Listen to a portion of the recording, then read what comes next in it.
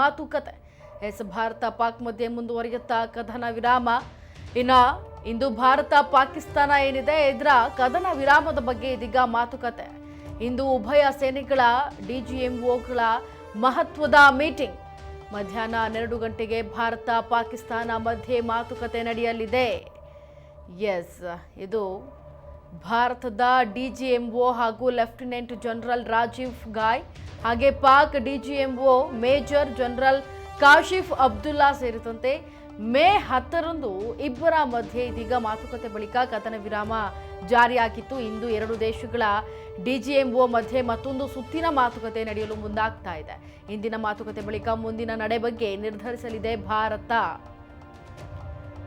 ಭಾರತದ ಡಿಜಿಎಂಒ ಏನಿದೆ ಇದ್ರ ಜೊತೆ ಈಗ ಆಲ್ರೆಡಿ ಒಂದು ಸಲ ಮಾತುಕತೆಯನ್ನ ಆಡಿತ್ತು ಭಾರತ. ಈ ಹಿನ್ನೆಲೆಯಲ್ಲಿ ಕದನ ವಿರಾಮವನ್ನ ಘೋಷಣೆ ಮಾಡಿತ್ತು. ಇದರ ಬೆನ್ನಲ್ಲೇ ಇದೀಗ ಮತ್ತೊಂದು ಮೀಟಿಂಗಿಗೆ ಮುಂದಾಗ್ತಾ ಇದ್ದಾರೆ. ಇದ್ರ ಬಳಿಕ ಗೊತ್ತಾಗುತ್ತೆ ಯಾವ ರೀತಿಯಾಗಿ ಈ ಇಂದಿನ ಮಾತುಕತೆ